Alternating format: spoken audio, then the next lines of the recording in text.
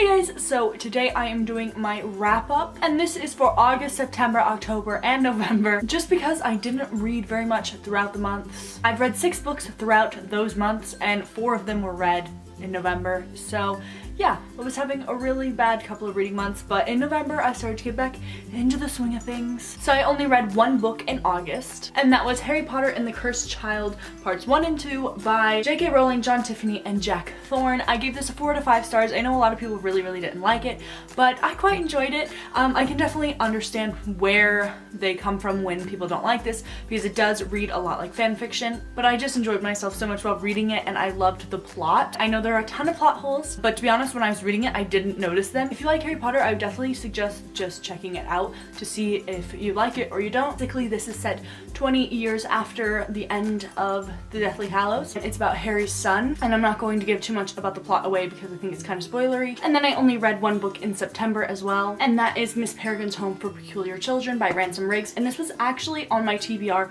for October 2015, and I never got to it, so glad that I got to it almost a year later. I gave this a 3 out of 5 stars. I didn't love it, but I did really like it. The beginning part was very slow for me, and it took me forever to get through this, but towards the end it really started to grab my attention more, and I'm definitely going to continue on with the other books. And this book is about a boy named Jacob, and his grandfather has told him all of these stories his whole life and showed him these pictures that he thought were just fake photos, and he was making up the stories. And then his grandfather passes away, and Jacob starts to see things, and so he ends up going to this island in Wales where most of his grandfather's stories were set, to try and figure things out, see if what his grandfather was telling him was true or if it's not. So it's really interesting. It is slow in the beginning, I would say, but it definitely gets more interesting, and it has some cool pictures and stuff. So I would definitely recommend it. In October, I read 0 books, but in November, I read 4 books. The first book I read in November is The Unbecoming of Mara Dyer by Michelle Hodkin, and I read this because this was our October book for mine and Peyton's book club, Page to Page Book Club. I'll link the Goodreads page and Twitter down below so that you guys can check it out if you want to, but I actually didn't read this in October like we were supposed to, but I read it really quickly in November. I gave it a 5 out of 5 stars. I've been meaning to read this for so long. Like, it's been really high up on my TBR. Like, every time I see it, I'm like, I'm gonna love this book. I need to read it. I need to know who Noah Shaw is. I'm really glad that I got to it because I absolutely love it, and I'm just becoming obsessed with this series and obsessed with Noah Shaw. If you can't tell, I highly recommend it, and I think you should read it. It is a very mysterious book. It's about a girl named Mara Dyer, and you really don't know what is real and what's not. She's a very unreliable main character, and she's also a very morally ambiguous main character, which I really enjoyed because so many times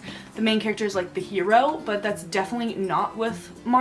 She definitely has some qualities that are very respectable, but she also has these very dark thoughts and just things that make you question her morals. Basically, in the beginning of this book, Mara wakes up in a hospital and she doesn't remember what happened. So you're kind of with her and trying to figure out what happened and piece things together. And then she also starts to see things, but you don't know if she's actually seeing things or if these things are real.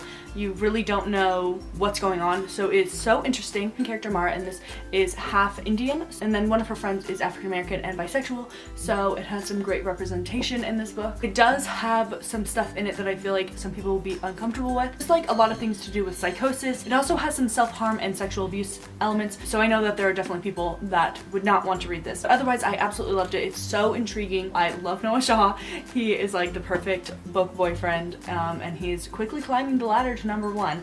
I've got to say, yeah, I definitely think you should read it. The next book that I read in November is Everything by Nicola Yoon, and this is lent out, so I only have the dust jacket. But I read this while I was in England. I didn't think I was going to get any reading done because I was traveling, but this was such a quick read. I read like 80 pages on the way up to the airport, and then I didn't read anything until our journey up to Scotland, which was like the end of our trip. But I read the entirety of this book on that train. There were so many times I almost cried on the train, and there was like a stranger across from me, and she was probably like, what is up with that girl? I highly recommend it. I give it a 5 out of 5 stars. This is our November and December book for the Page to Page Book Club, so if you want to go pick this up and join in and we'll have a live show, then you should definitely do that. It is a contemporary, and it is about a girl that has the bubble boy disease. I can't remember what the actual disease is called, but it's basically she's like allergic to everything. She has to stay in her house, and there's like air filters in the house. She has to only eat certain foods. food, and like if she were to go outside, anything could set off an allergic reaction that would kill her. So she lives in her house with her mother, and those are like pretty much the only people she sees. She does school online and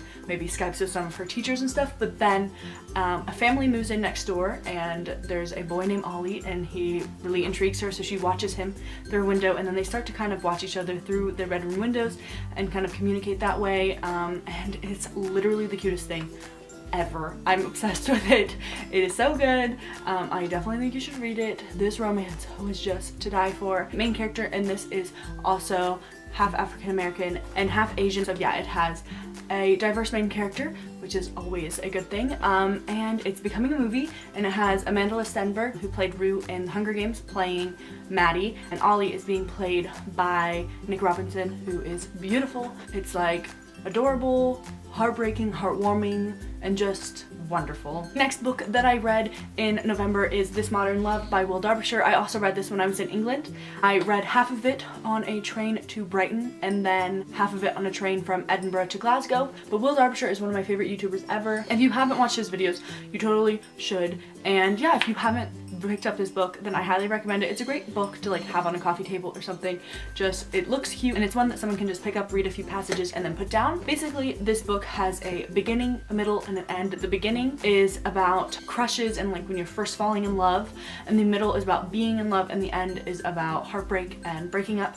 So Will wrote a little bit in this about like his relationships and how he views love, things like that, and then he had people write in letters. He gave out prompts, and there's also some of Will's photography in here. There's some letters that are going to make you laugh, some that will tug on your heartstrings. I don't normally like nonfiction, but I really did enjoy this. And then the last book that I read in November is The Evolution of Mara Dyer by Michelle Hodkin, and I gave this a 5 out of 5 stars. Just realized that I gave every book that I read in November a 5 out of 5 stars, so that was a good reading month. I didn't want to wait to read this. I wanted to read it right away after reading The Unbecoming of Mara Dyer, because The Unbecoming of Mara Dyer leads off on a big cliffhanger, but I made myself read the everything just because it was hardback, so it's easier to travel with. I ended up reading most of this on the plane home from Edinburgh to the United States. I'm now on the last book. I haven't read very much of it at all yet, so I don't really have an opinion, but a lot of people say they don't like that one as much, so I'm kind of afraid because I am loving this series. I can't really say what this one is about because that would spoil the first one,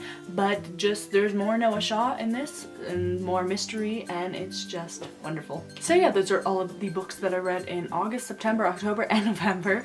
Leave me a comment down below and let me know if you've read any of these books and what you think of them. And yeah, I hope you like this video, and I will see you in my next video. Bye!